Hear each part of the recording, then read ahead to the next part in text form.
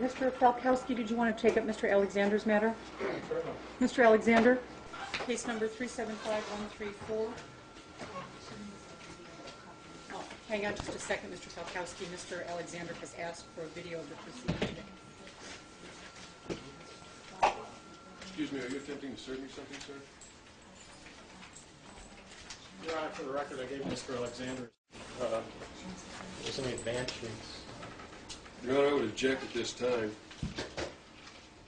Well, it was just additional authority that came to my attention after I filed my response. I basically am in court. Objection, Your Honor. I'm the moving party, and I'd like to address the court before Mr. Falkowski says another word. And based on situations and circumstances... I'd like to sign this first. I'm sorry, sir, I can't do that. Well, can't hear the case, sir.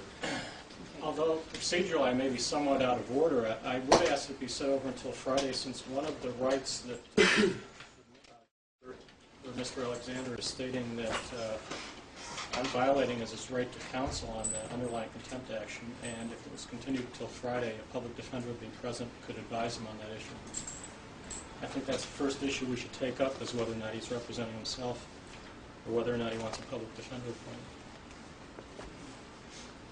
Mr. Alexander, you know I can't proceed without a stipulation. Do you wish me to send this over to the presiding judge? Your Honor, if I may briefly address the court.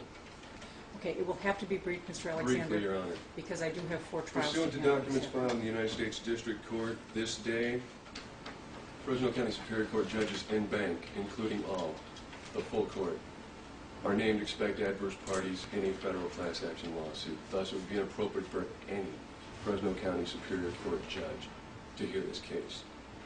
Equally, it is my intent, pursuant to my authority under California Penal Code, Section 837, place Mr. Falkowski under citizen's arrest.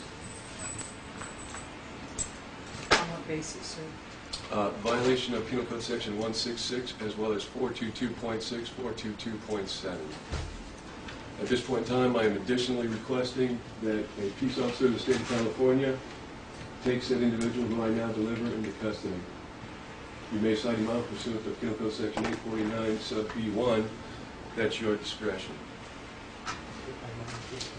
Additionally, Your Honor, I would leave the court a copy momentarily, my personal file copy of said petition under Federal Rules of Civil Procedure Rule 27, filed this day with the federal court.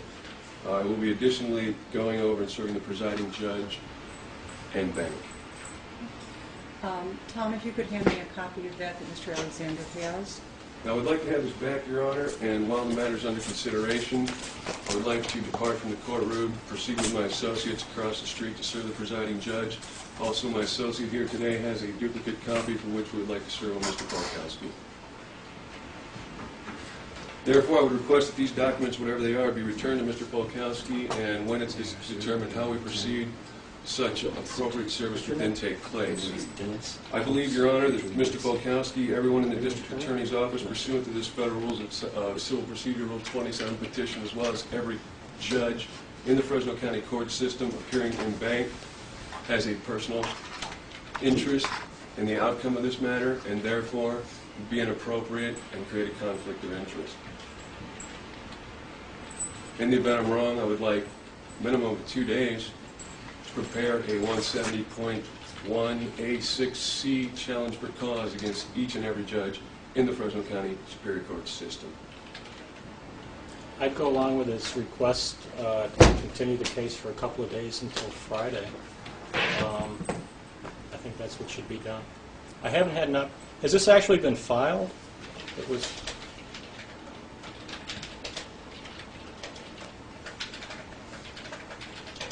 My copy indicates that it has been lodged with the clerk of the U.S. District Court.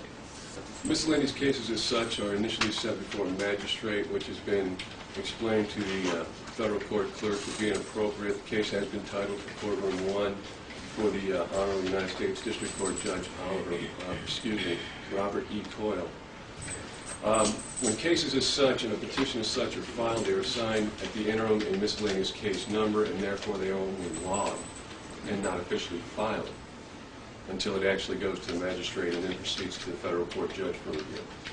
At that point in time, it will be assigned a permanent case number for which the following class action lawsuit will additionally be titled under the same case number. Again, I was just given a copy of it a minute ago, and there's no named defendants. Expected adverse parties, I believe, are listed on page 6.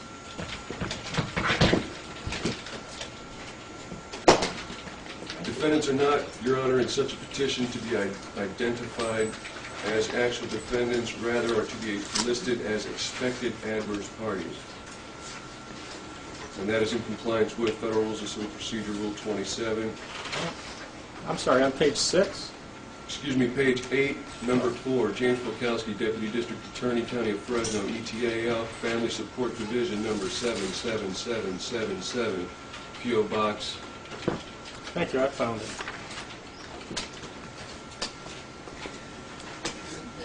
Now, Mr. Alexander, you said these were your copies that you wanted That to is my personal return? copy, Your Honor, that is correct. Serving the presiding judge and bank would then be his obligation to make the duplicate copies and forward them to every single judge associated. Tom, if you could return this to, this matter is continued without prejudice to any pending interest before the court to Friday, October the 25th at 1:30. And I guess the first issue that we'll take up is the pendency of an action that might require proceedings in this court being stayed while the federal court addresses Mr. Alexander's questions. So, Mr. Alexander, we'll see you back here on Friday at 1:30. Your Honor, I got the name of the gentleman, Dennis, who served me with the papers. I'd like, you said he was your associate? He is at this time now to be considered as a prospective co-plaintiff in the class action for which I have been asked to represent such federal interest and rights at stake in the matter. Okay, as a prospective co-plaintiff, I'd ask that he give me his address so that I would know how to contact him. Sure. My address is California. Phone number 6.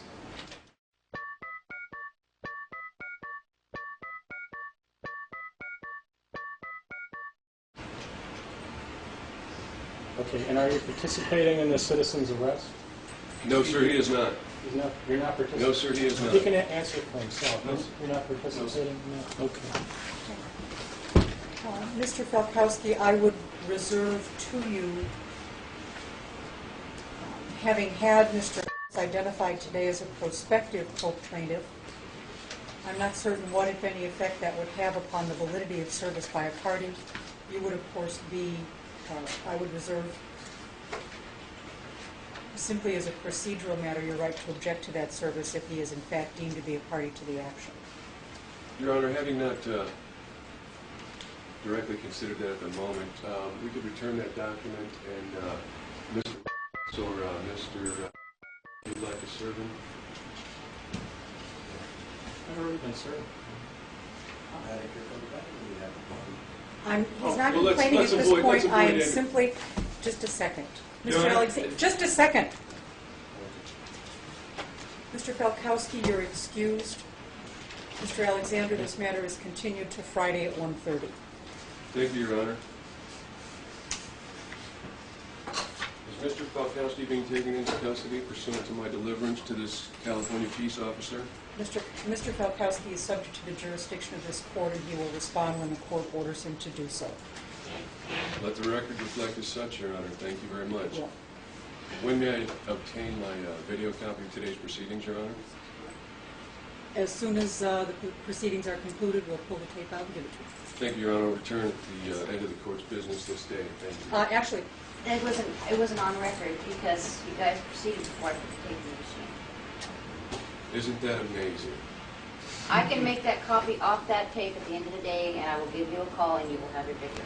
Thank you kindly, ma'am.